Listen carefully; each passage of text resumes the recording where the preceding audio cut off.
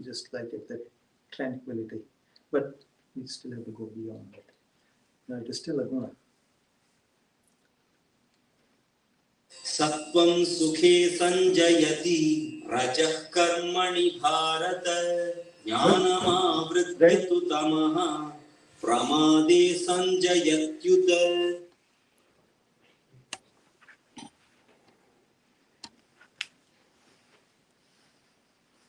I think the live stream might be working now. The live stream might be up and ready. Okay. So go ahead. So we'll just get to where we need to be to start from where we stopped last time. So we talked about Maya, we talked about Jiva, and then we talked about Brahma. This is the journey. Journey is from outside in. You know, there are movies that come out, you're looking at your mind. Inside Out movie came out, right? There was a movie from Disney or whatever. Inside Out, looking from inside out. What will, for us, because we cannot just get in and be ourselves. So we cannot be inside out. We got to be outside in. We got to start cutting what is out there and walk back inwards. Moving inwards is what we need to do to get to who we are, to be able to get the real picture of this. So we did the same exercise. We started with Maya, trying to understand what Maya is, then came to Jiva, what Jiva is, then came to Brahman, what Brahma is, and now we're trying to see what Advaita is, how all this is one, how are these three things connected? It's only one. This is where the biggest conflict, confusion exists. This is how the sampradayas are differentiated. We'll talk about it. Hopefully try to cover some. If you have any questions, you can ask me, and hopefully I have some answers. This was the slide I just prepared. This is where we start, Advaita. Is it really Advaita? And how is it Advaita? So to understand Advaita, because we are on the Vedic path, we have to use Vedas as our foundation to get where we need to. In the Vedas, because Vedas are so difficult to decipher, very difficult to read. That Sanskrit is different than Panini's Sanskrit.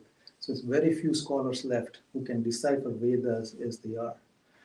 Upanishadic language, Brahma Sutra, Bhagavad Gita, this forms what is called Prasthana Trayi. These are the three big Upanishad, Brahma Sutra, and Bhagavad Gita. Whoever has read or looked at it understands these are very difficult ones. Bhagavad Gita, pretty much everybody has touched and looked at it. Upanishad are vast. Vedas are vast. So what Vyasji did is he converted all that vast knowledge, put it into very small sutras. It's like a small equation. Atma Krute, that's it. Only the right person with the right understanding will be able to decipher and pull out the entire thing that is hidden in there. And all the concepts are there. So Bhagavad Gita also says that Arjuna, remember, all this knowledge is put in Brahma Sutra. If everything was lost, all the Vedas were burnt, all the Upanishads were burnt, everything, because in India we know, because India has been attacked by mostly the Mughals, Muslims. They burned all the Vedic scriptures. They don't believe in Allah, so they just burned it, destroyed their knowledge. Even the Britishers tried to do that. They realized that India exists the way it is because they have Vedas. So they sent Max Muller. Max Muller was a Sanskrit scholar. He translated and wrote commentaries on Upanishads that are totally out of the field. Not exactly what the Upanishads want to tell. Put something junk in people's mind. Make the waters murky. Misinformation, disinformation campaign that happens today. Same thing was done. But we had so many scholars that protected Vedas and the knowledge with their life. They did not let it happen. Britishers were unsuccessful. That's why they had to go away, because Vedas were not born. Any civilization that loses their scriptures is gone. If you look into human existence, every civilization that has been destroyed because they lost their scriptures, their understanding of all this. Hinduism kept it. They kept it with their lives, all the Brahmins. Brahmins have done this. So Brahma Sutra, Bhagavad Gita says, all the knowledge is in there, Arjuna. Everything was burnt. If Brahma Sutra was saved, all the knowledge will come back. Everything is in there. A small book. Entire knowledge is in there. Silent mode से कोई क्या हुआ जाए? It is amazing. You get to realize this is so important. Because Upanishads are very difficult to read, because you have to understand.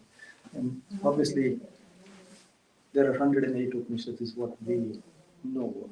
Out of which Shankaracharya ji said there are 11 major Upanishads. That's what he commented on. He did commentary on only 11 Upanishads. All the other Upanishads he never commented because they became minor Upanishads. All the followers of Shankaracharya said, sir, minor, there's no value. So whatever he said is what we got to follow. So Narayana Upanishad is a minor Upanishad. Even the head of all the knowledge is sitting there. It's pushed out. So the other acharyas that came after Shankaracharya said, this is not the way to do it. Veda doesn't say which one is minor or major. There is no differentiation. Nowhere in any scripture says Vyasji mentioned that this is major. This is what we got to follow. This is minor. Only Vyasji, who wrote all these things, can say this is major or minor. But the followers figure out we can do this, and we can teach people what we want to teach. And now you're okay. That's how all these sampradayas are happening. Avtaras come here to put all these things in order again. They always get caught up trying to fight with these demons. This demonic energy keeps them busy also. Look at Lord Krishna, he was always busy fighting. The only time he had to say something was Bhagavad Gita. In the middle of the battle, he said, this is the time I got to say something, otherwise the knowledge will not be there. This knowledge was less. If you read the chapter 4, right, that's what he says, I gave this knowledge to Surya. Surya gave this to his sons, then it came to Ikshvaku. But then it was lost. Paramparagat, this knowledge was lost because they didn't have any faith in there. So that same knowledge, I'm telling you today. Arjun says, I don't believe this. Because sun has been here for so long. If you, obviously the life of sun is 4 billion years, right? If you look at sciences, there are 4 more billion years left, and then this will be gone. And if you look at the Hindu, when you do the Sankalpam, this is the 28th Kali Yuga going on. Brahma's day is 8,064 million something years, one day, out of which only 120 million years have passed. That's where we stand. Sun has been there since long. So Arjun says that sun has been there for 120 million years. And you were born 20 years before me. I'm only 20 years younger than you. How can you have given that knowledge to Surya? I don't believe this. Right? So even Arjun is standing in front of the Lord Krishna. He doesn't realize the magnitude of this. So essentially, to define anything, is to even make up a sampradaya, to a sect, they have to define what is Brahma, Jeev and Maya based on these 3. This is it. If you cannot define your sect in line with these 3, then you are non-Vedic. You're not part of the Vedas. You're not Hindu. That's how it is. So everyone has done it. Shankaracharya did it. After that, Vallabhacharya came. He did Shuddha. So Shankaracharya ji presented what is called Advaita Vedanta. Vallabhacharya came and said Shuddha Advaita. Then came Ramanujacharya. He said Vishishta Advaita. Then came Madhvacharya. He says Dvaita Vedanta. Then Nimbark and Chaitanya Mahaprabhu. They all came. So there is Dvaita Advaita, Achintya Veda Veda. There are different understandings of the same thing. Right? So that, and people follow that and they believe this is the right thing. No, you're not right. I'm right. Right? But at the end of the day, the personal experience depends on where you stand and what you've been taught. That will be your experience. And you think this is it. Right? At the end of the day, we see Lord Krishna in front of us, like you and I are sitting here and talking to him one-on-one. He says, you reached it. That's when we can say you've made it. That is the right path. So the path that takes you there, face to face with Lord Krishna in his service, is the right path. If it says Atma is the one, that's all you got to realize it is not the right path. In the previous slide, we saw that. Bhagwan himself said, this is not the answer. People who follow that Nirakar Brahman, impersonal Brahman, will end up knowing and entering. Gyatum Pravishtam. In the 11th chapter, he said, the ones who follow the Sakar Brahman will be Gyatum, Drashtum, Pravishtam. They will be able to see my form. Those will not be able to see it. It's very, very important what we want to do and how we want to experience this. So Prasthantra is the absolute standard of Hindu tradition. It has to be aligned with this. Otherwise, you are not part of Vedic culture. Very important. And there are, obviously, Upanishad is all knowledge and discipline. Sages have different experiences. So if you read, say, I know Kathopanishad, that is from one particular sage's understanding in his map. Then you might go to Mandukya Upanishad. He puts out his own map. They're looking at the same thing, but his map is different. So now it may look like these two are talking about something different. So very difficult for us to decipher for ones who don't have the right knowledge or understanding or even the grasp of the language itself.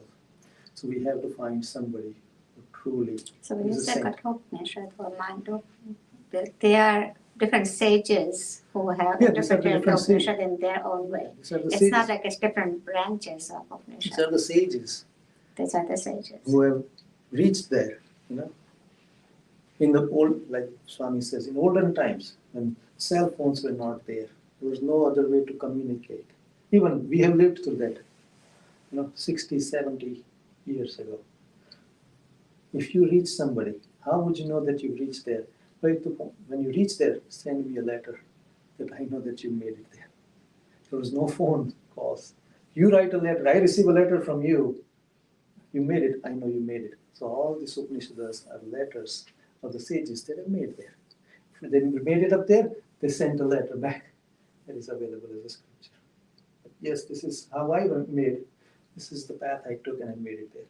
You follow this path that I'm prescribing here, you'll make it. But you got to follow exactly what I'm telling you here. You cannot pick up some hints from somewhere else. Then you cannot ride two horses at the same time. Only one. Take one and go. So these are the letters that have come from the past that are available to us to follow. And all that knowledge is available. Bhagavad Gita is nothing but a summary of Upanishads. Thousands of verses are there in Upanishad. That knowledge is put in 700 verses. That knowledge has been taken down into sutras, even smaller. Right? So we have to understand Advaita exists. Advaita means it is always Advaita, whether it is manifest or unmanifest. How we experience it is our problem. It always remains Advaita. In unmanifest, it is Advaita. It's only one. When the whole thing is not manifest, you don't see anything. If somebody were to tell you that, yeah, there is Brahman, there is Jeev, there is Maya, you would not believe because there's nothing there. Yeah, yet the scriptures talk about it. It is Advaita. These things existed. And we'll go to the scriptures. We won't go through a lot of them. We'll try to just cover some highlights because otherwise it's a lot of stuff to go through.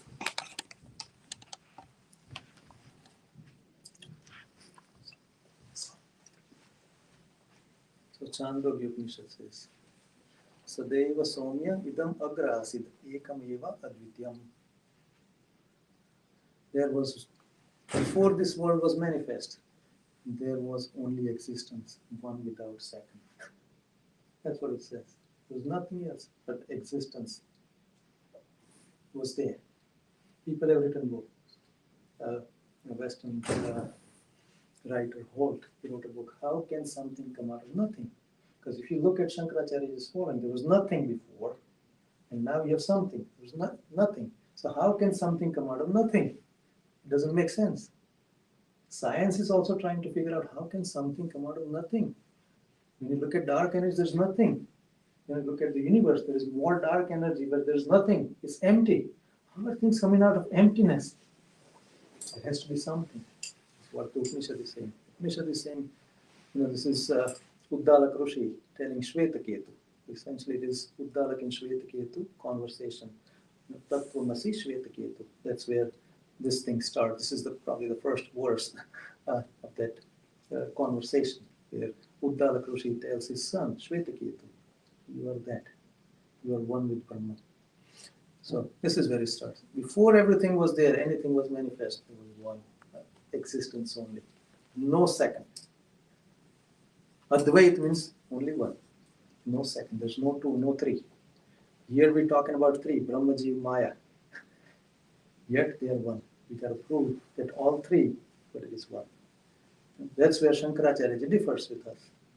He says there is only one Brahman, there's nothing else, there's no Maya, there's no Jiva. Hands down, there's nothing else. What you see is your problem. It's your ignorance. It's because of ignorance you see all these things. The day you're enlightened, there is nothing here. There's no Jiva, there is no Maya. It's only Brahman. But the experts, the acharyas don't accept it. No, obviously, the Vedas are not talking about this. Vedas, Brahma Sutra, Bhagavad Gita, they don't support Shankaracharya's view of Advaita Vedanta. Absolutely not.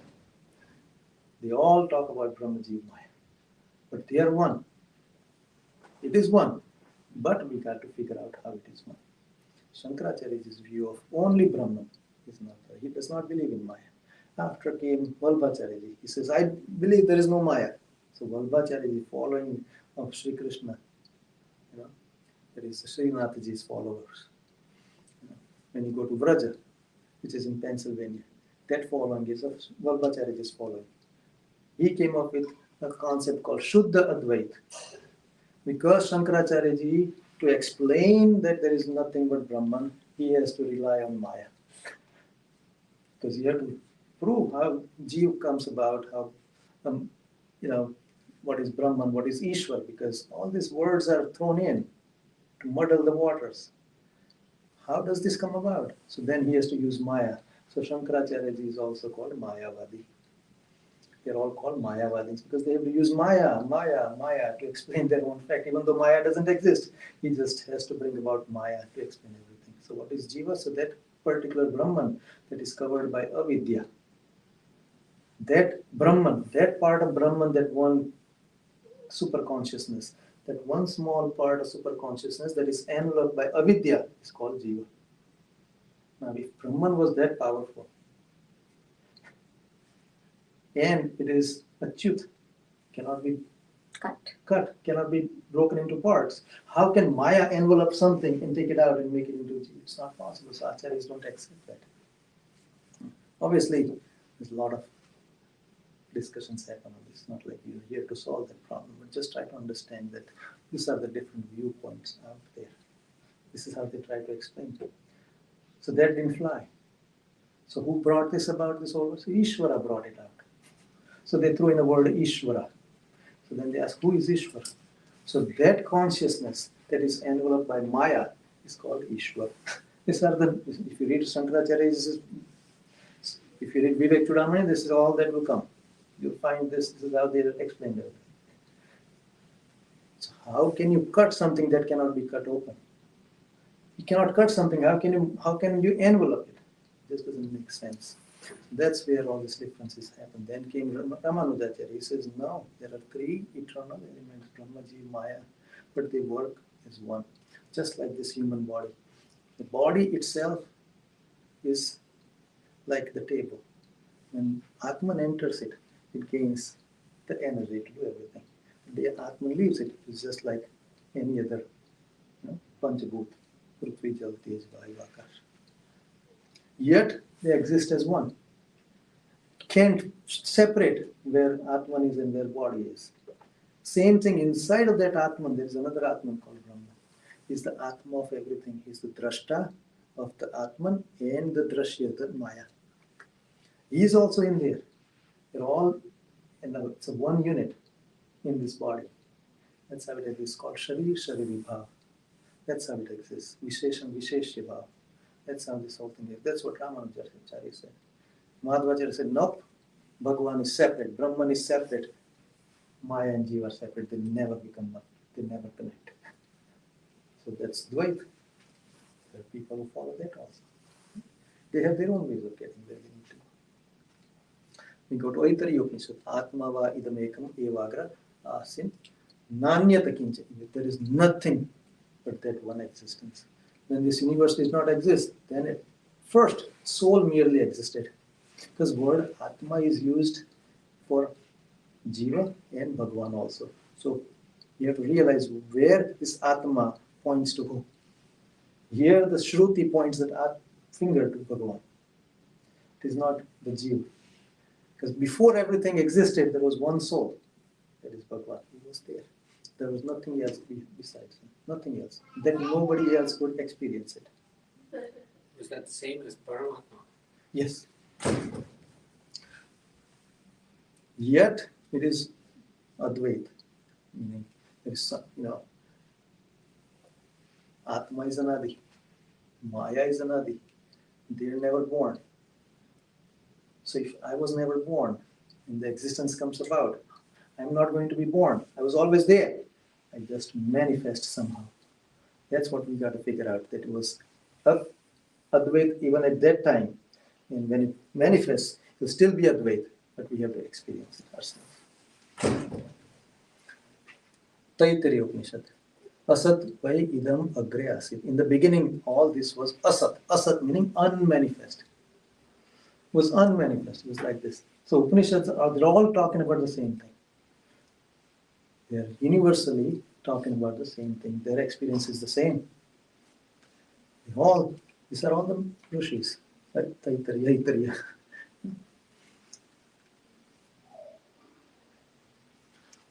Brihadaranyaka Upanishad. Atmaive idamagra asit purushavidaha.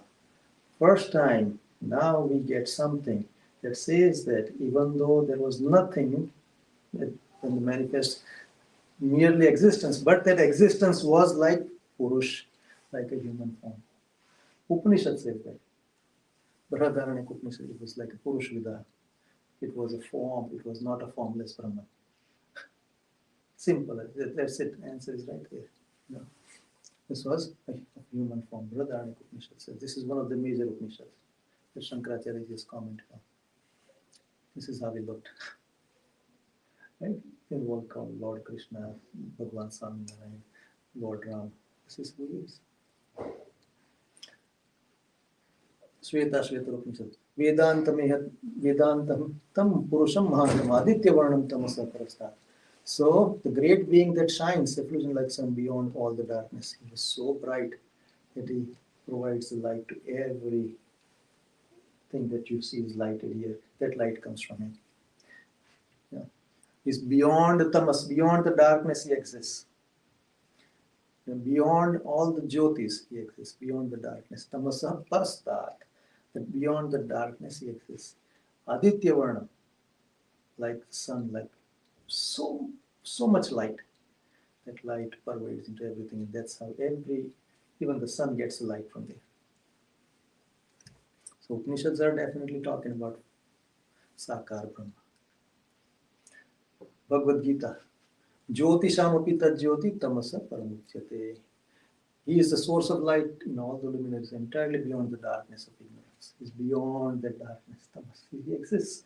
His light provides light to all the suns. All the, you can look into science and say this sun is like a, speak compared to the other bright suns out there, the stars. This is nothing. But that light comes from this Purushavida, Bhagavan, that was always there. He shines the light to everything. Divi Surya Sahasrasya Bhavidyuka Paditha.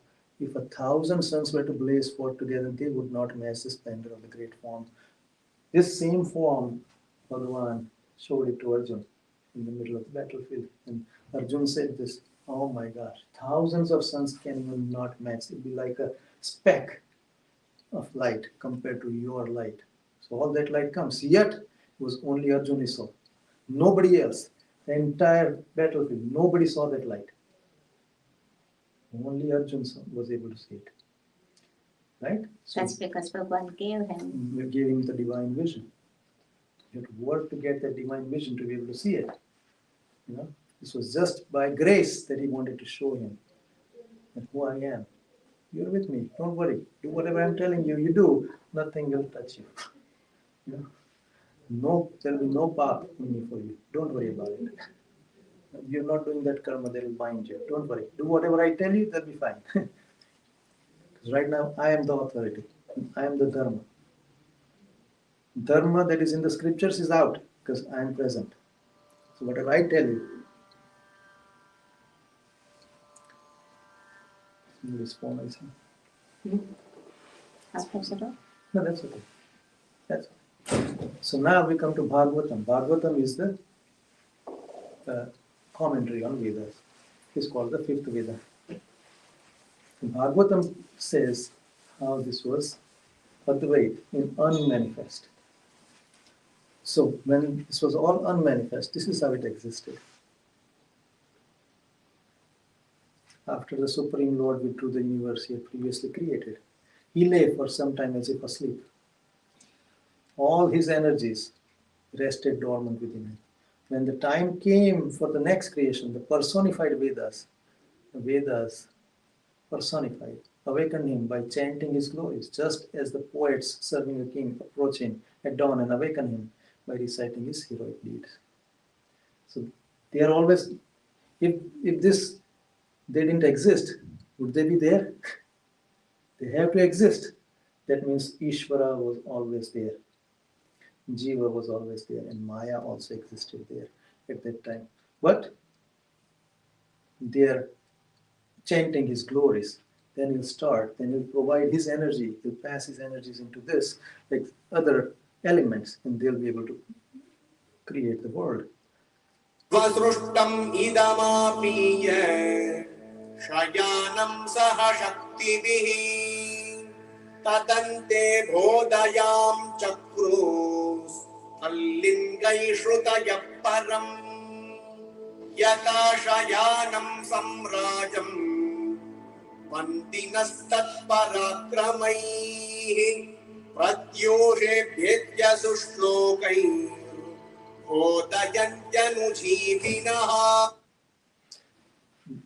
87th chapter of the 10th canto is called Vedas. The Vedas are chanting his glory and asking him to wake up and create this, so that all the jivas like us have an opportunity to realize whatever they want to realize. Not everybody is here for moksha. But you got to give them a playground to be able to do what they want to do. Some of them want to realize you. But if you don't create anything, they're also stuck in there. And in the process, send your saints down. Give them the knowledge. So ones who don't know or ignorant, they'll also get that knowledge and they'll also be tempted or will be turned around towards this. If you don't create, then nobody will get a chance. So Vedas themselves.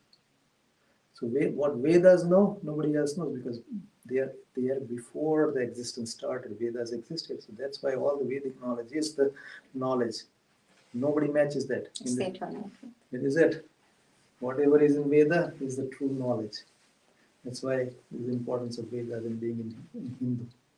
And to be able to come here and follow all that, to be able to listen to Upanishad, we have to have done some fantastic, punya to be able to reach this point that you have an access to the scriptures and you have a liking towards it.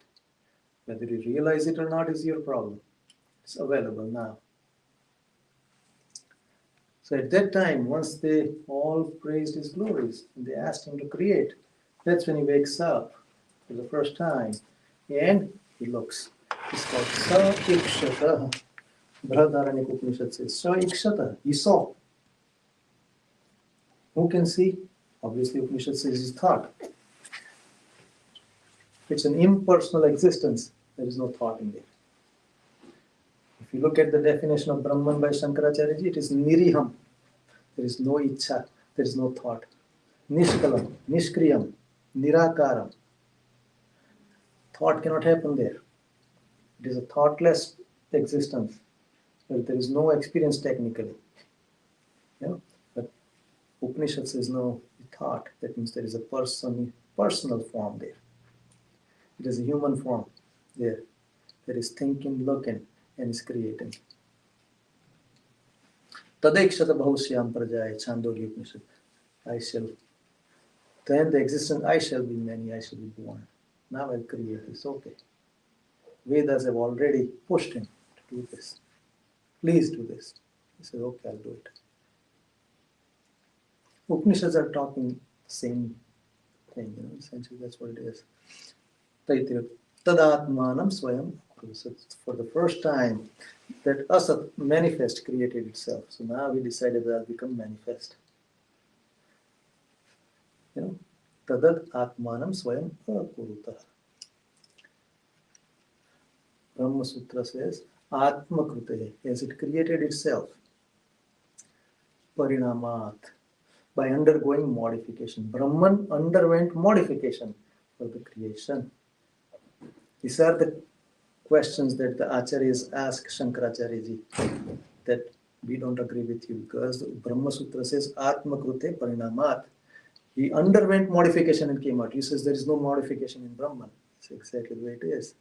No, there's in Parinamat. So then he changed defined him on his own understanding that Parinamat, what does Parinam mean? The cause changes into effect. That is called Parinam. Now the effect cannot become what it existed as cause. That is called Parinam. The Karanam changed into Karya. A Karya cannot go back. You turn milk into curd, the curd cannot turn into milk. Simple as that. That is called Parinamat. So that's what Upanishad is saying. So Shankaracharya says that is not the definition of Parinamat. Right? So this is the beauty of all the learned people. Right? Vidwan, they do all this. They have the ability to play with these words. So Parinamat means Vivartat. That's what the Upanishad is saying. Vivartat. Vivart meaning the cause doesn't change, yet the effect is produced. Cause remains the way it is, yet the effect is produced. Karan remains the way it is without modification. Karya is also produced. How is it that? That is called refraction, is what we call in optical terms. You have a glass of water half filled, you put a little stick in there. Look from outside, sticks look broken, right? Parinamat, Vivartat, see, the cause is the same. There is no break in the stick, yet you see there are two. This is how the existence is. That's what Shankaracharya says. It's very fascinating. It's very difficult to navigate our way through all these things. But Upanishad says, no, there is Parinam, modification. But how does that modification happen? Ramanujacharya touched it the best. We'll get there. Vallabhacharya ji also agreed with Shankaracharya ji, because there's no Maya. Because obviously, when Shankaracharya ji says that there is Karan turns into Karya, yet the Karan remains the way it is. So how does that happen? That is the question that is asked. If there is only one Brahman, what makes it look like different? There is no choice for Shankaracharya ji but to accept that there is Maya. Maya is doing this. But you say there is no Maya. It's only for explanation, but it doesn't exist. Even a 50th grader will not accept this. Yet, intelligent people are accepting it. And there are thousands of discourses out there on YouTube. They're very difficult. It seems like, I don't know.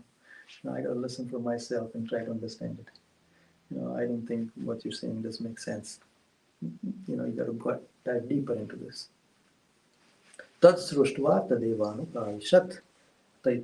Once he created, he entered into it.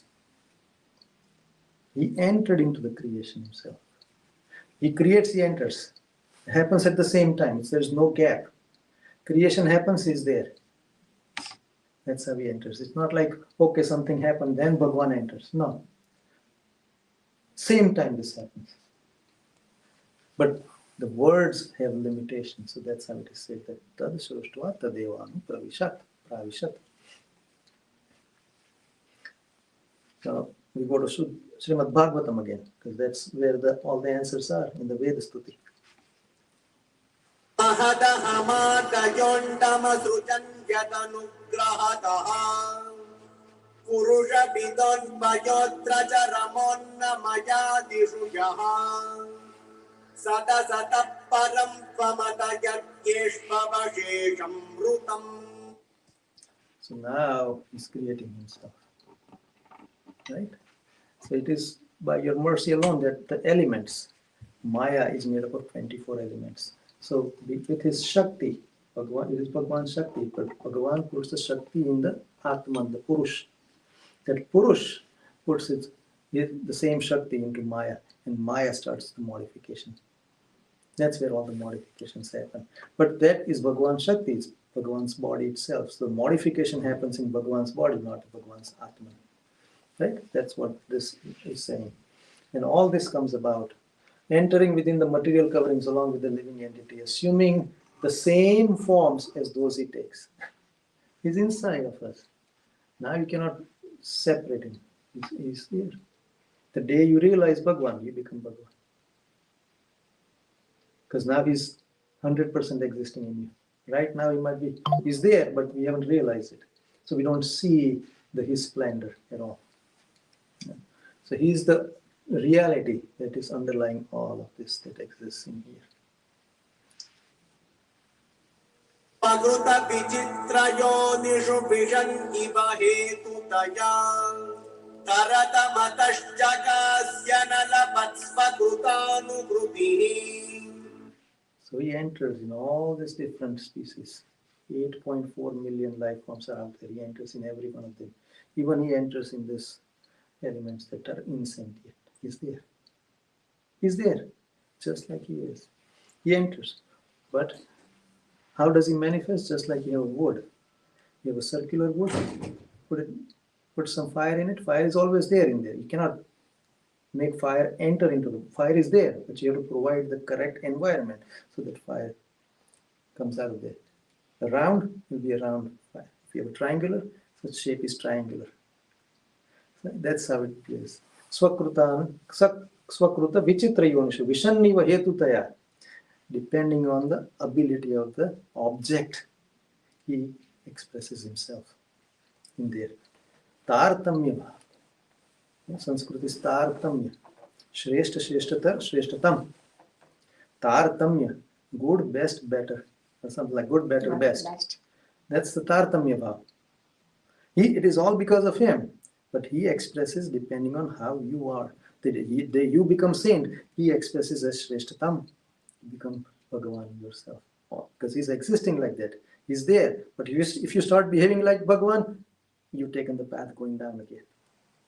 Right? It is amazing. That you cannot say, okay, I'm Bhagavan now. No, you never become Bhagavan. He's expressing through you. Now he's given that ability.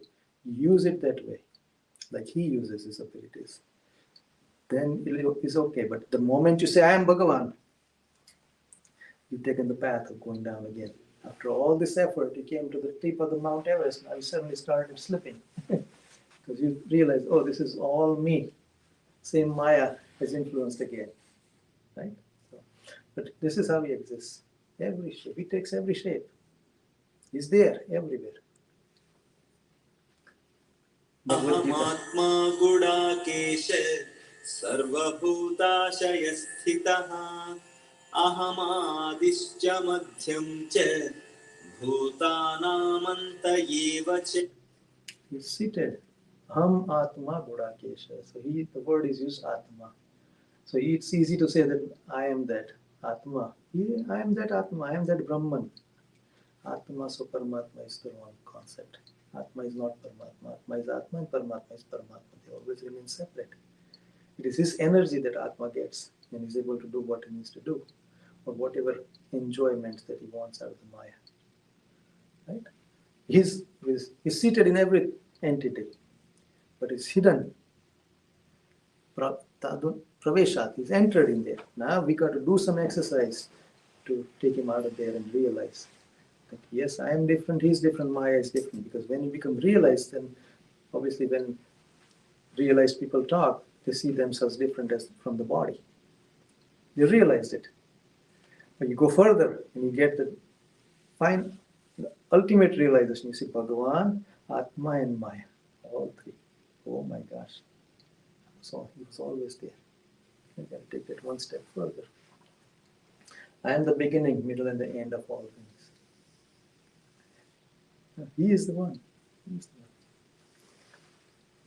वेदाहं समतीतानि वर्तमानानि च अर्जुन भविष्याणि च भूतानि मां तु वेद न कश्चन. If he was present in every one of us, then only he will know who everyone is. Before they were born, while they are here, after they die. Right? When the body dies, Atma keeps moving. But because he's been there everywhere, he knows every single one of them. He knows who came in the past, who's going to come in the future. And every one of us who exists even today, he knows. He's there inside of us. Ishwar sarva bhutanam hriddesha tishtati Arjuna. He's inside. From inside, he's controlling everything. Brahmayanti sarva bhutani yantra rudani maya. Just like a machine, I'm controlling, just like the car. You have the steering, you control it. He controls the entire, this car from inside. We don't realize it. We think I'm controlling it. Actually, he's got the control of it.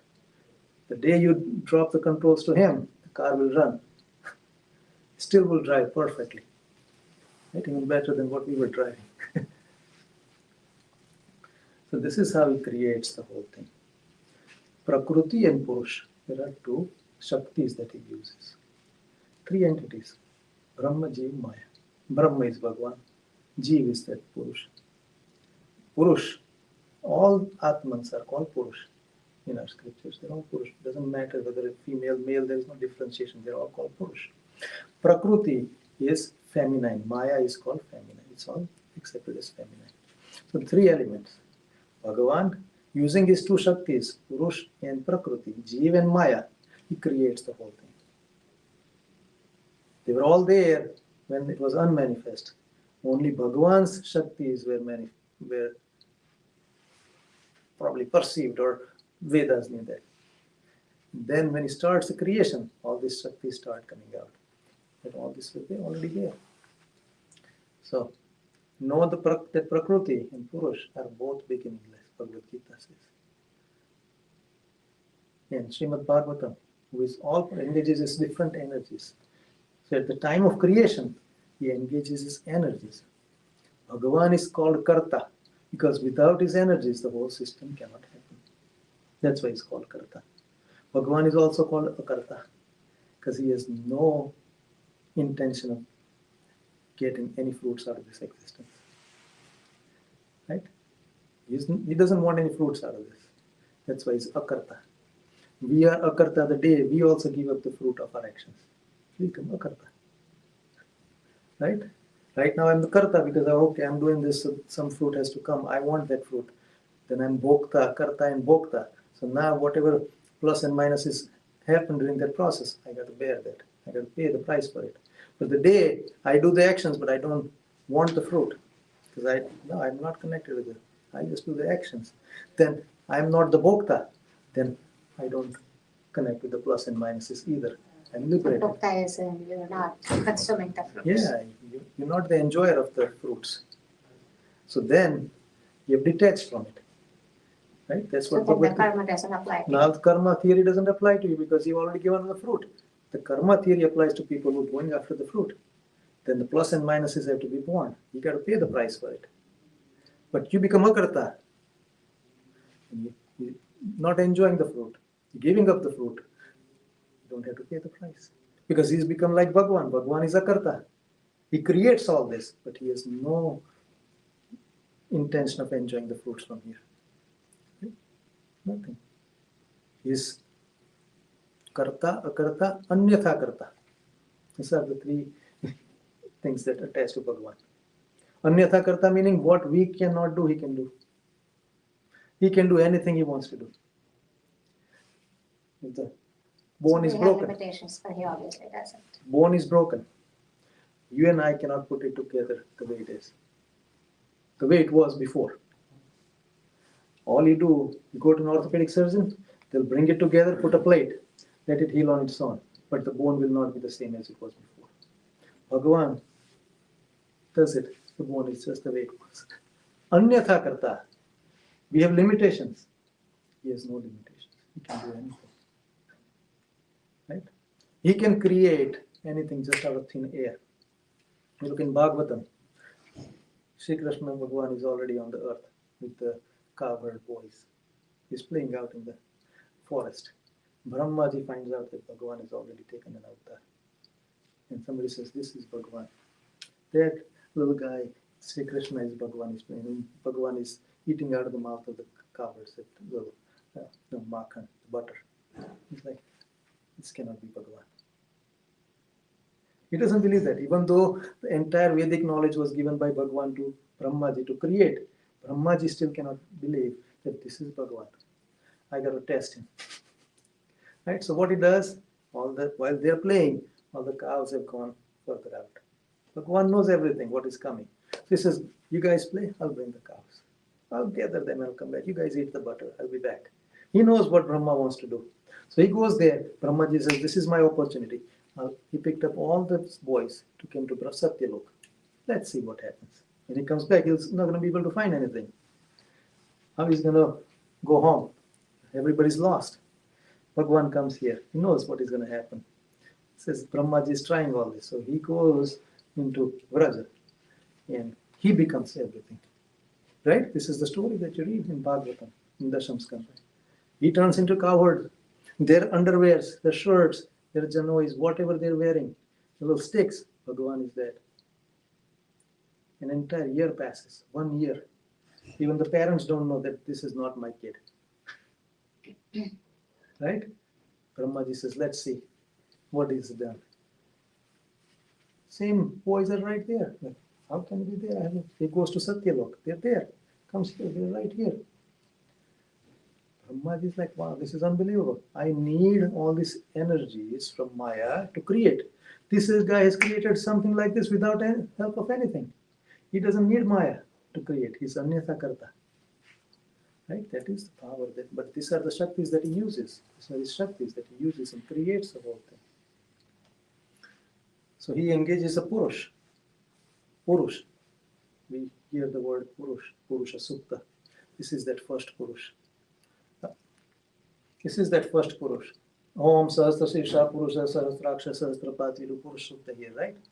That Purush Sukta is praising the glories of Bhagavan in the form of Purush. These are the glories of Bhagavan, but he is in the form of Purush. When you do Vishnu Sahasranam, Om Purushaya Namah, that is the name that comes. Om Purushaya Namah. This is that Purush. That is the first Purush. Is the Ishwar that we call, that Shankaracharya calls Ishwara. This is the Ishwar that creates, engages in the creation. He is the sentient one. He's got the energies from Bhagavan to create. So then he engages with the insentient energy of Bhagavan, which is Maya. Maya cannot do anything on its own. Needs some energy to instill in it to be able to modify and to manifest. That energy comes from Purush. Purush himself cannot do anything. Even though Purush is sentient, Purush is so powerful, Purush cannot do anything until Bhagavan does this sankalp, Ekoham Bahusyam Prajaye. Until that thought, that sankalpam that Bhagavan does, Purush cannot do anything. Now he gets that energy, so he connects with Maya. And from that combination, just like male and female, just like us, we have kids. Different kids come out of them. Those kids are called Pradhan Purush. If you look, Vishnu Sahasranam, Om Pradhan Purusheswaraya Namaha. This is a different Purush. It's a Nimna Koti Purush from this Purush. This Purush controls every universe. There are infinite universes. He is in control of everything. This Purush only controls one universe. Pradhan Purush, this is a Nimna Maya compared to this, the original Maya. They connect, they create this infinite, Pradhan Purush create infinite Brahmandas, universes. They are the main, he is the main, this Purush of one Brahman. Beyond Brahmaji, there is Virat Narayan. Virat Narayan, there is beyond Virat Narayan is Pradhan Purush. Beyond Pradhan Purush is this Purush. And beyond that Purush is Bhagavan. All this is, they're all in human form. So all Sakar Brahman. If it was Nirakar, nothing can come out of Nirakar. Sakar cannot come out of Nirakar. You cannot make a garland with the flowers coming out of the sky. There is no flowers that just grow in the sky, right? Same thing. There has to be something for something to come out of it. It has to be a Sakar form for something to become Sakar. Because this universe is Sakar, Bhagavan has to be Sakar. That is the inference that we have to take out. And this is what obviously Srimad Bhagavatam, and they're all talking about the same thing. Purushenatmana bhutena viryamadat viryavan. The supreme living being, as the transcendental Purush incarnation, impregnates the material nature of three modes. This is how the creation starts. After he makes that sankalpam, right? When the Purush connects with Prakriti, Prakriti is what? Nothing but Sattva, Rajas and Tamas. He puts that energy into these three gunas that we call Maya. And from that, out comes first element that comes out is called Mahat Tattva. Mahat Tattva. That big Tattva in the existence. At that time, nothing has come out yet. No galaxies, nothing. This is the first creation where now the foundation is laid, that everything is going to come out of there. This Mahat Tattva is the same as in our body, as Chitta. Our Chitta is the entire, it's the hardware, hard disk. Everything, all the previous life forms that were taken, that knowledge sits in there. Sitting in there. That is Mahat Tattva. But it is unmanifest, like quiet. It is all sattvic. There is only Sattva Gun that is manifested yet. Nothing else. From Mahat Tattva, the energy keeps moving. So Mahat Tattva comes out Ahankara, ego. Sattvic, Rajasic and Tamasic Ahankara comes out. Why? From each of these different elements come out. Because 24 elements have to come out and the creation has to happen. And the world has to be created just like we see it for us to be able to do what we need to do. These are the foundational stones. Science is trying to find out, right? In quantum physics, they're trying to go and see what are those smaller elements that were there before an atom. These preons and whatever the God particle, the boson particle. This is what these things are. That's how it happens. And from these three come the 24 elements, the 24 tattvas that we know. And this is what Bhagavad Gita says. Mayadhyakshena prakritihi suyate sacharacharam hetunanena kaunteya jagadviparivartate. It is his energy. Mayadhyakshena prakritim suyate sacharachara. I am present. My energy is present as a Purush. Then this universe, Maya, suyate, it bears this, right? First definition of Shankaracharya. Jagat prasuyate. Maya prasuyate. The world comes out of Maya, prasuyate. That's what Bhagavad Gita is saying. Sacharacharam. Char, achar, everything comes out of there. Right? Only the realized souls are with Bhagavan. Unrealized souls are sitting in the womb of Maya. Without Bhagavan's energy and Bhagavan's sankalpa to create, all these unrealized souls cannot come out of Maya on their own and realize anything. So Bhagavan Maya Dyakshena Prakritim Suyate Sacharacharam Yetu Nane Kaunteya. For this reason the material world goes undergoes the changes. Right? From that 24 tattvas. The 24 tattvas have to come out. So from Ahankar, what comes out? From the Sattvic Ahankar comes out the Man and the Devatas of all the senses. Every senses have their own Adhisthata Dev. You know that, right? From coming here, we probably know at least this part. Right? Who is the Adhisthata Devata of Mana? Chandra. Buddhi, Brahma. Chit, Vasudev. Ahankar, Rudra. Same way, every sense has a Adhisthata Dev. That Adhishtata Dev controls that particular sense. If that Adhishtata Dev is unpleased with you, that sense will not work in you. Depending on what kind of sins or good deeds you've done, that sense is work. You can be as a human form, yet that Devata is unpleased, that sense will not work. Right? That's why some people are born and we call them, they have dementia. They're developmentally delayed. Some people are born without arms. They have only one arm. Some have only 2 fingers, some have 6 fingers. But from scientific point of view, you can only look at the genetic expression. What happens beyond the genes is all this. That science cannot find out. So science will say, okay, it was this genetic mutation, that's why you have this. How does this genetic mutation happen? Right? That's where we're trying to go. Spirituality is talking about all that. So from Sattvic Ahankara comes the man. So man is Sattvic. The basic foundation, makeup of man is Sattvic. Yet we feel that man is all filled up with junk. Right? So all the exercises are to purify the mind. Purify your mind. Mind is wavering. Chanchalam him mana krishna pramatini balavadram. Abhyasena tu konteya vairagyena kriyatam. Abhyas and vairagya, you control it. You can do it. Arjun, it's possible. Man is chanchal, that's fine. It's because I've created this whole existence. I want people to live. Without chanchalta, if you were to just start driving and look at the road and not know anything, you might go into an accident, right? You won't put the brakes on. So you have to be chanchal to be able to see in the side mirrors, the back mirror, the brakes, the accelerator, who's next to me, talking, phone, eat. All these things are happening because man is chanchal. It is designed for existence. But when you want spiritual gains, you want to rise in spirituality, that exercise has to stop. That can be controlled by Abhyas and Vairagya. So, Mahatma turn into again. We have to gives but we to rise and tam. Now, exercise is back. I have a question, Pandit here. He is the one who is controlling it. So that means he's the one responsible for all the thoughts that came in, right? No. He is controlling everything because he creates everything. He gives a ground to do everything, right? You put your son in the school, you pay the tuition, you control everything.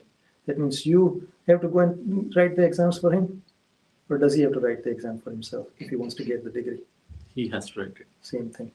Bhagavan gives you the admission, he pays the tuition, you go to the school, you learn, you write the exam, you pass, you get good grades, you go to good college. Right? The sun, the whole earth exists because of the sun, right? Right. If the sun were to dim right now, we all will die, right? So if you kill somebody, is sun responsible? Because you are existing because of him. Is he responsible for your murder? Not in that sense. So Not in that sense, Bhagavan is Mayadhyakshena. I am that Adhyaksh. I am that moderator. I'm sitting there. I'm giving you that field to do it. So even though everything is controlled by him, the Purushartha part, what you have to do is your responsibility. He doesn't do the Purushartha for you. You have to do the Purushartha. Right? We have 4 Purusharthas: Dharma, Artha, Kama, and Moksha. It's your choice whether you want to engage in Dharma, Artha, Kama, or Moksha. It's up to you. He doesn't tell you what to do. He has given everything. He's provided all the scriptures. He's made all that available. He has made available all the saints also. It's up to you whether you want to do it or not. Right? Otherwise, what do I have to do? I have to just sit in the stable. You'll come and feed me. You'll make sure I go to the toilet and clean me. It doesn't work like that. It is your responsibility. Right? That is called Purushartha. Otherwise, Purushartha has no place in earth. Right? The 4 Purusharthas cannot exist. Right? So that's how it is. He is the controller. But he is the controller when you realize all these things and you realize that I'm that Atman. That's when you're truly able to see that he controls everything.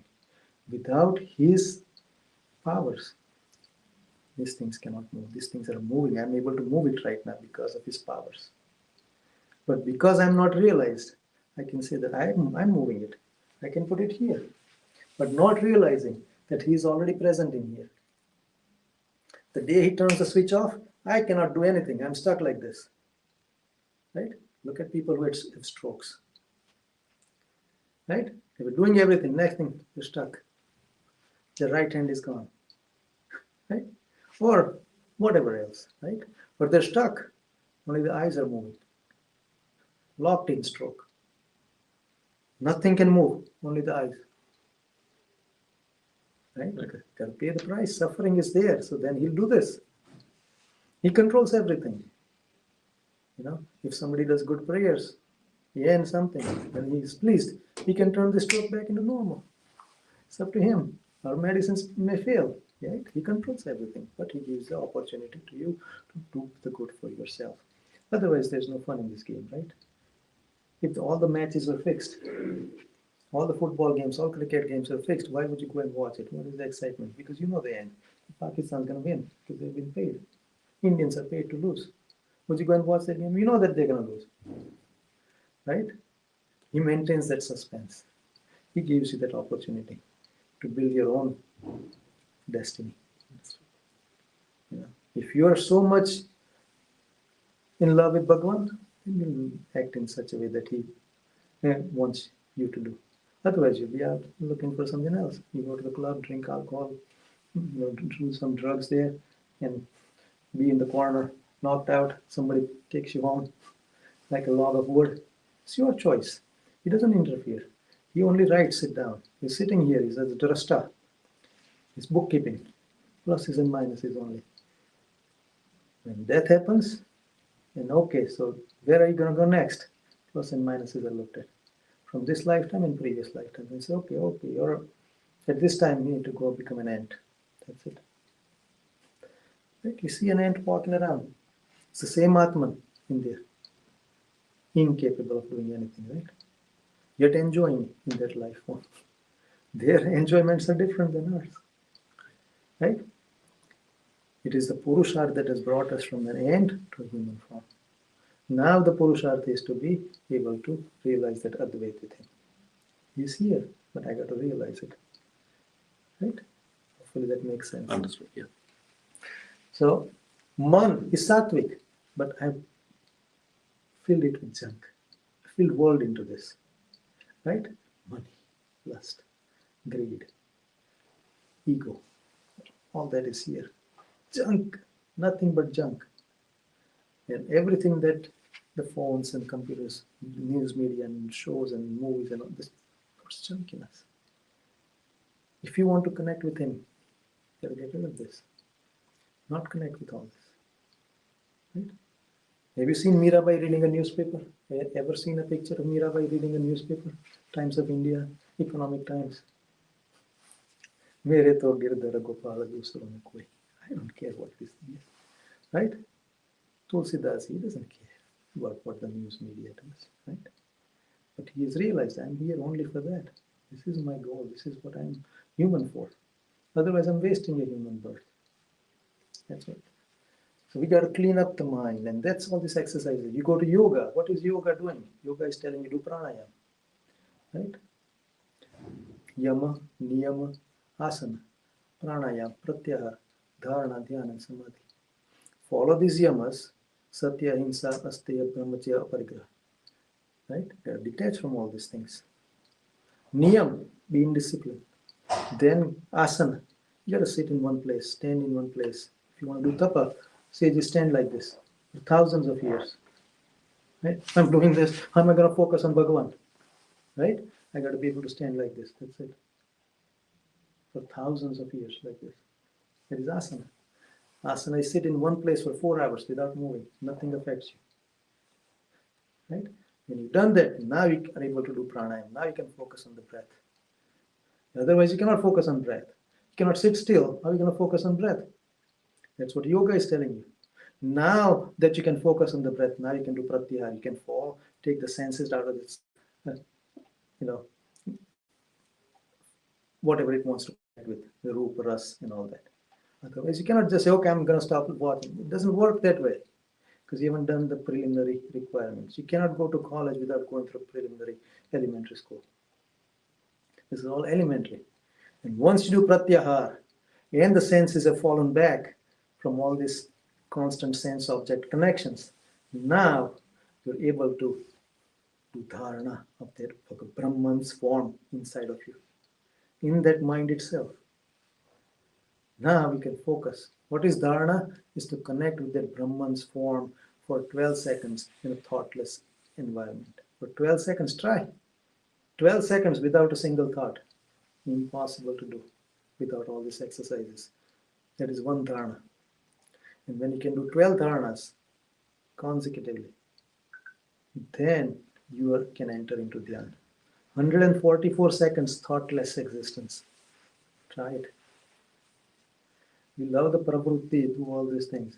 But at some point, we got to be able to become thoughtless and connect with that Brahman and enter into dhyana.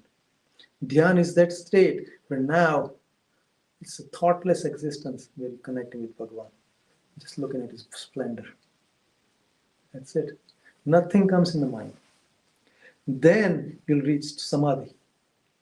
Then you can transcend this guna. And now you reached into his realm. Where now you're experiencing his bliss. Right? This is nirvikalp samadhi. Right? You just reach a place, now you're happy, bliss. But to be able to realize this form, you got to do something else. That's what we're going to get there. End of the day, that is what we want to do. Is we come here, we look at Bhagavan Ramchandra Ji, Krishna Bhagavan. I want to realize him as the way he existed before. You know, Vedaham Metam Purusham Aditya Varnam. I want to see that.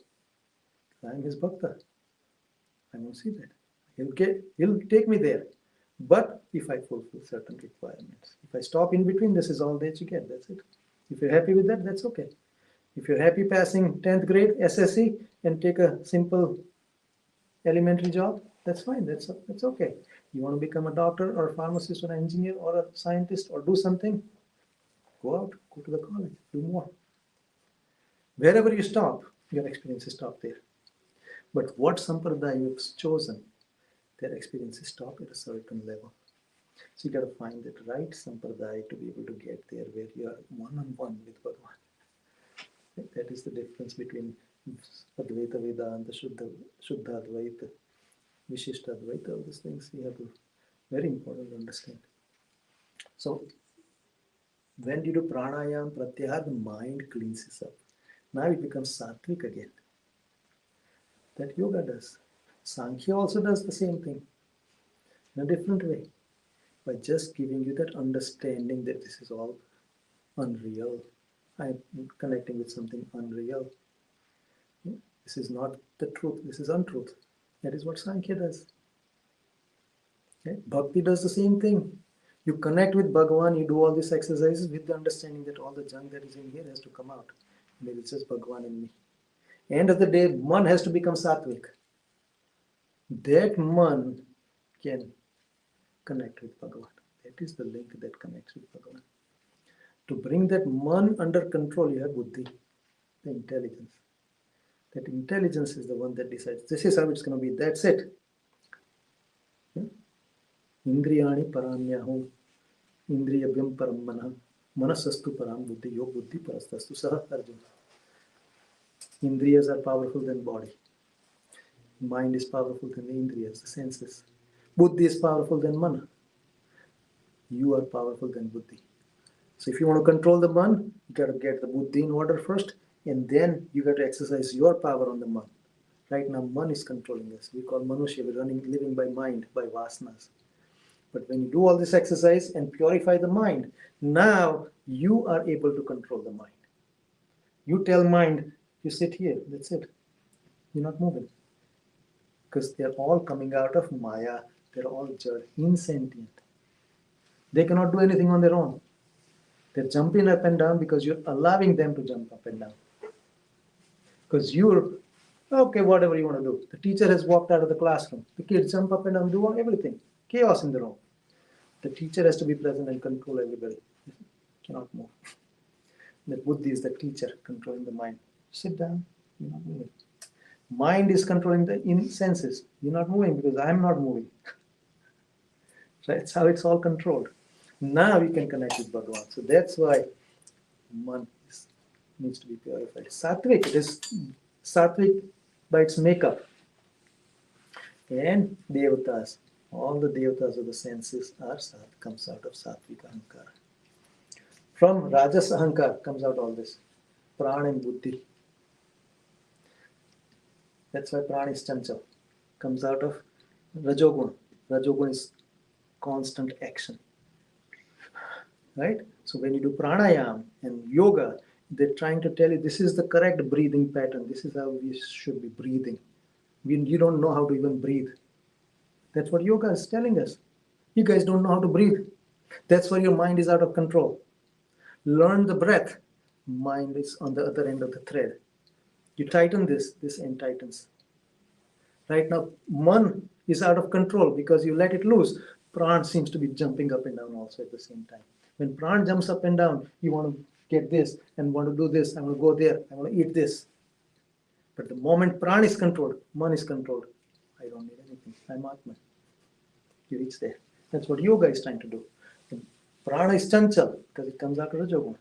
Buddhi also is wavering, coming out of Rajogun. So it has to be firmly brought into the correct line. Vyavasayatmika buddhi ek kuru nandana. That nischayatmak buddhi has to come to you, Arjuna. Otherwise you cannot do anything. That's what Bhagavad Gita says. Vyavasayatmika buddhi. That is the nischayatmak buddhi. This is it. I am doing this. This is Bhagavan. Then there is the nischay. Then mind follows.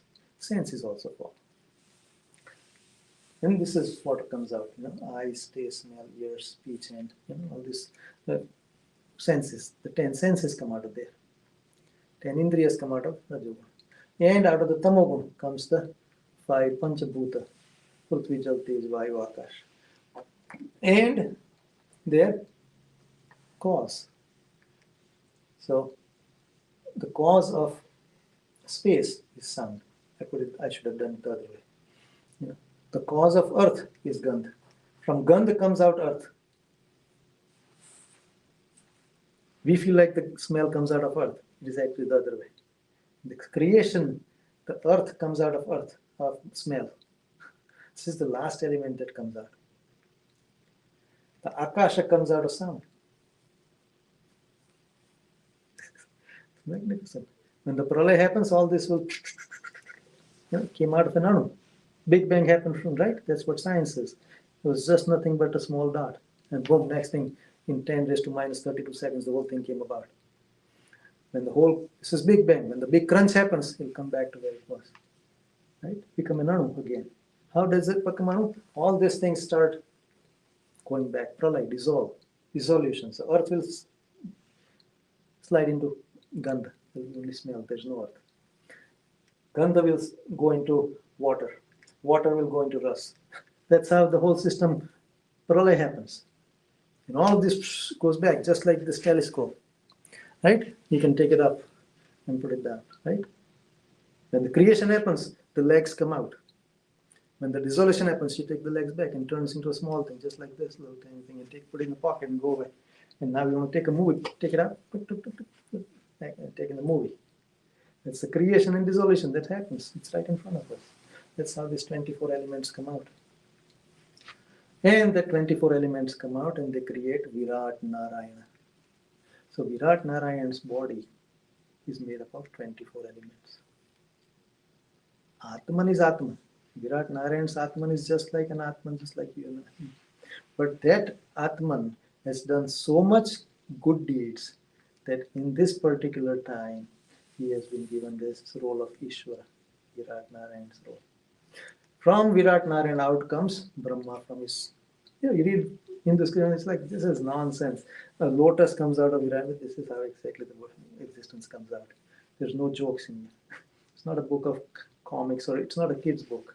It is beyond science and the brightest people can't understand what this is. And that's out comes Brahma. Brahma has been given that knowledge, the Vedic knowledge by Bhagavan himself. He entered through his Brahmarandra, came into his chakras, turned the chakras, around in the Vani. You heard, I don't know if you know about it, Paravani, Pashyanti, Madhyama, and Vaikhari. Right? Paravani is when he enters and puts the energy into Brahma's body. So they start to become active. And Para, Pashyanti, Madhyama, and Vaikhari. And it's Vaikhari, the Sa, Akar, Ukar, Makar comes out and Omkar comes out. From that comes out the Vedas. This is how the Vedas are created. Right? That Brahma creates this whole thing existence. That Brahma also, when Bhagavan takes avatar, he also cannot figure out this is Bhagavan. He also gets lost. It is so. Imagine Brahma, who has the entire Vedic knowledge, cannot figure out that this is Bhagavan, the way he's behaving. How are we going to do it? So we have to find that kind of saints whose minds are not wavering. And even Brahma also feels like, my goodness, this is amazing. Right? That's what the kirtans and bhajans, they all are talking about this. Yeah. So from there happens the Big Bang. And over time, this is what happens. And then the world as we know comes to existence. And when we are born, all this is already created. When Virat Narayan is born, all this happens at the same time. You're all born when they come out. When he goes to sleep, Brahma, right? His day is just like ours, 24 hours. But his 24 hours is 8.64 billion years by our count. When he goes to sleep, at 12 hours he goes to sleep. There's nothing, no activity here. All of this, no activity gone. When he wakes up, all of this comes about. That's how the system works. That's what Bhagwan says. Kalpa kshayanti. And I'm creating that kalpa. Comes and goes, comes and goes, comes and goes. This whole thing goes around. So, no closing words of Advait. Essentially, it was Advait. Three existed even when it was unmanifest. That's why we see that Vedas are glorifying Bhagwan's deeds and asking him to start his existence. So at that time, Bhagavan existed. The Purush, the Atman also existed. Vedas are all Purusha. And Maya, his Shakti also existed. Bhagavan says, okay, Saikshata, I'll do this. And all that start manifesting. Now it's all manifest. It's still one. Right? So how is it one? Let's see. आविमौ पुरुषौ लोके क्षरश्चाक्षर एव च क्षरः सर्वाणि भूतानि कूटस्थोऽक्षर उच्यते. So Kshara meaning something that is perishable. So it's this body. All three exist. The body is perishable.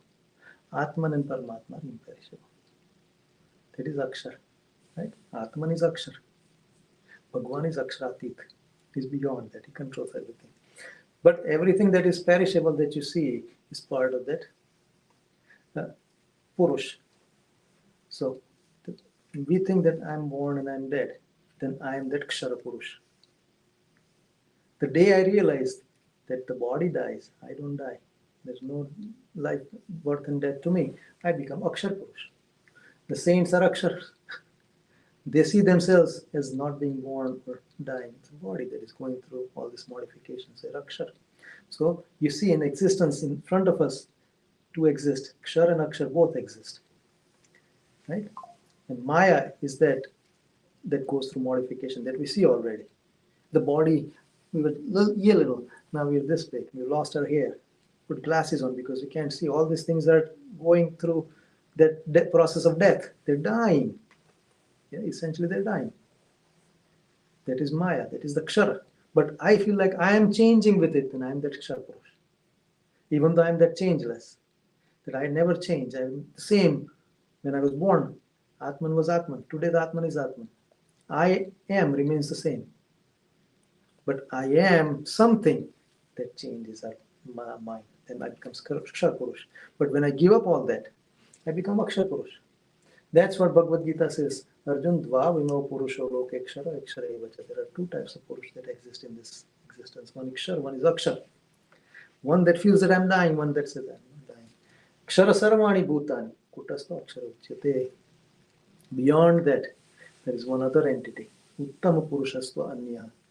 उत्तमः पुरुषस्त्वन्यः परमात्मेति उदाहृतः यो लोकत्रयमाविश्य बिभर्त्यव्यय ईश्वरः.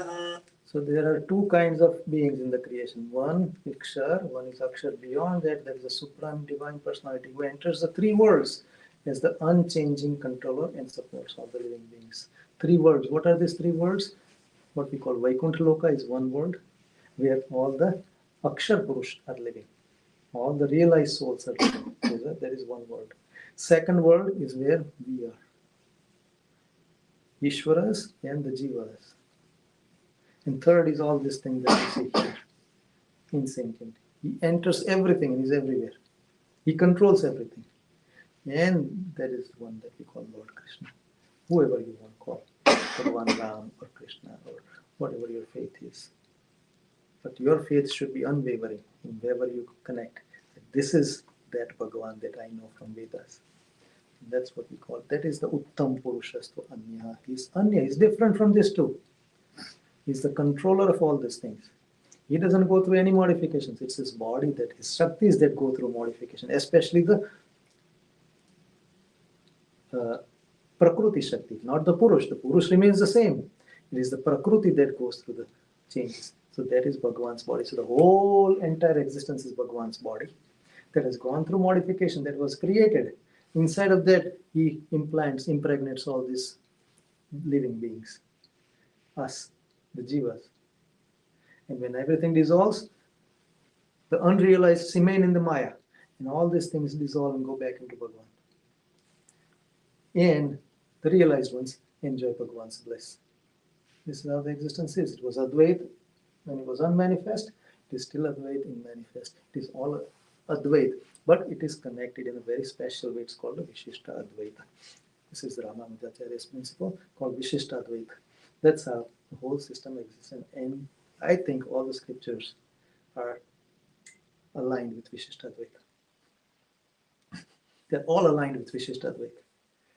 We just don't know how to decipher it. Because Vedas talk about Veda, Dvait, Vedas, Dvait and Advait. There is Abhed Shrutis also, and Veda Shruti.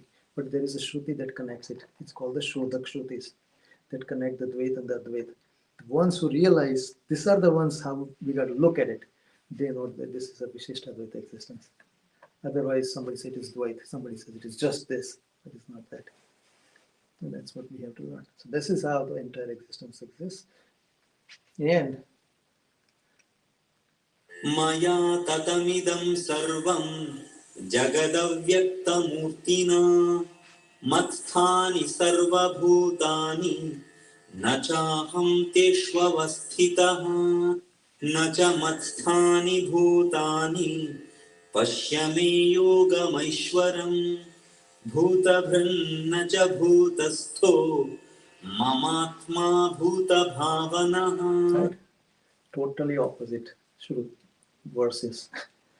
Right, what he says, I pervade everything. It is pervaded by my unmanifest form. All living beings dwell in me, but I do not dwell in them. I am not in them. He is not responsible for what you do.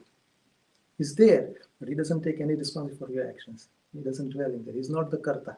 So he's not the Karta, but he still lives in us. He's in here. So that He gives the that's why- Karta part to you to do the Purushartha. When you do the Purushartha and you realize, man, the Karta is Bhagavan, I'm not the Karta, I'm the Akarta.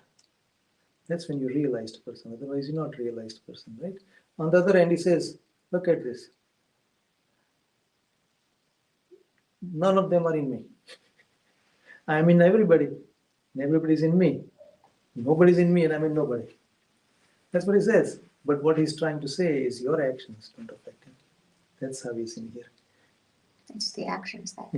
Your actions don't affect him. Your actions are yours. That's how he's not in us. But the day you realize this is all Bhagavan. He's fine, he'll take over. He's willing to take over. But you have to surrender and get to that point. This is how Advaita is. So in unmanifest form, Bhagavan withdraws all his energies. The Shakti's powers, his body appears to be just by himself. That is called Advaita. Soumya idam agra asit. Advitiya. There was only one. Unmanifest, only the existence. That is pralay. This is this part. And when the existence happens, creation manifests. These energies expand. Always connected. Maya and his Shaktis cannot exist without the Shaktiman. So they're always connected with, it's always one. And that's how this existence is. This is the Vishishtadvaita, we understand this, we can now worship Bhagavan in such a way that this is how it is, and I want to get there so that everything is you. I want to surrender to you. I want to enjoy that bliss. But if I say that I am that Brahman, I'm already out of the path of realization. I cannot never see Bhagavan's real form. I'll never be able to see it. Never. Cannot get there. So next, from here on, is what do I do? How do I get there? If you want to listen, we can go there. Is everybody okay? Want to go? That's Keep next moving? For me, I'll have to go. Yeah, I got it. Yeah, so from here on we start and we go to who will bail the cat? So who's going to realize this? Somebody has to do it, right? Nobody's going to do it for you. Don't expect an avatara to come down and say, okay, Shyamji, you've done so much. It doesn't work that way. You have to do it. You got to do the entire exercise. You got to bail the cat. You got to bail the cat. You got to decipher the code. He's not going to come here and decipher the code for you. Otherwise, you've done it for Arjun. There was no need for Bhagavad Gita. Yeah. Sarva dharman parityajya mamekam sharanam vraja. Aham tvam sarvapapibhyo mokshayishyami ma. Come to me. You have to come to me. I have given everything. But if you don't take the first step, I'm not taking a single step towards you. You take one step, I'm willing to take 99. But you got to take that step towards me. Don't expect. That's what Swami Vivekananda used to say. India is stuck into this, that he'll come and do something. He's not going to come and do anything. You got to do it yourself. Jago, do it for yourself. That's what he was telling the youth of India, Swami Vivekananda. If everything was controlled by these planets, the Mangal, the Shani, I can just sit on Rameshwar rock and everything will happen. It doesn't work that way. You have to do Purushartha. Do something. There is Karta, there is some other Karta who controls everything. Please him, and everything will fall in place for you. Don't just sit here, somebody will do it for me. It doesn't work that way. You're given a human form, you're given all the available tools to realize that you have to do it. Otherwise, it doesn't happen. So we'll start from here next time as to who will bail the cat. And that is the process of realizing a personal experience of Advaita for myself. And that will finish the presentation. Thank you. Thank you so much. Thank you.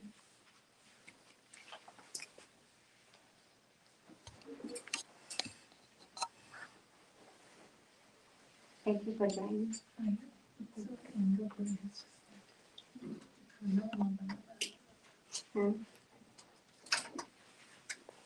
I hope this makes sense, though. Okay? Yeah, it does. I hope it makes sense and you gain something out of it.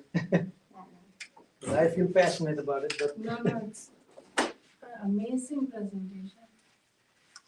The more I listen, the more Yeah. it makes sense. Exactly. Where do you get all the animations? I don't know. It's just The I'm thoughts come to I'm you. thinking about it and then I say, okay, this is what I need. Today I